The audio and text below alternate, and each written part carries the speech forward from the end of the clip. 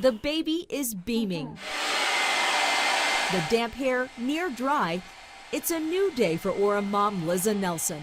After years of waging war against a dark and debilitating condition. It was just constant suffering, like constant anguish. Like many Utah women, Liza was depressed. In fact, the Beehive State has the highest rate of depression in the country, and women suffer from it at least 2 times more than men. It's like being paralyzed, but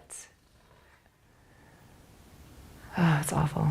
Experts say genetics, a chemical imbalance in the brain, or even bad weather can cause depression.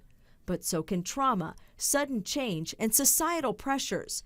In Liza's case, it was the pressure she felt to be perfect, even as a child. I remember being very competitive in school. Like I had to get straight A's and I had to be the best at everything I did.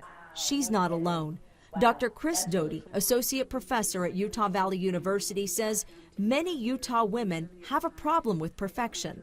And a surprising revelation, for some, the despair started on Sundays. I used to be a crisis worker in an emergency room in a pretty busy hospital. And on Sundays, we would see LDS women come in after church in acute anxiety or depressed states. That spawned a study. In a research sample of depressed women who were members of the Church of Jesus Christ of Latter-day Saints, Doty found that 20 out of 20 were perfectionists, even when it came to their faith. I think it gets really sticky when you're like, I have to be like spiritually the best. But Liza still tried, sending her into a spiral. If you put a stigma on spirituality equals happiness, righteousness equals cheer, then if you're struggling with it, then of course your mind is like, oh, I guess I'm wicked.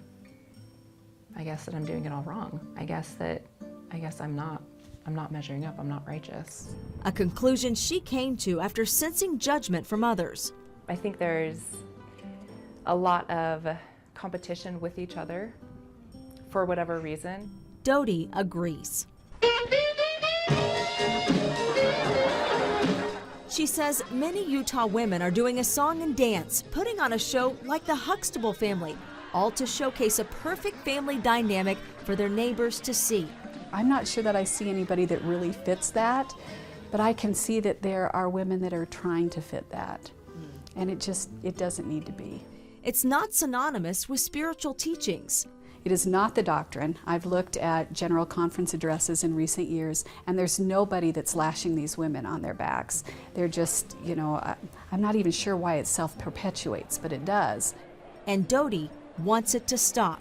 We just have to get to the point where we can create an atmosphere where it's okay to fall down. And we just get up and we dust ourselves off, we have a little laugh, and then we move forward.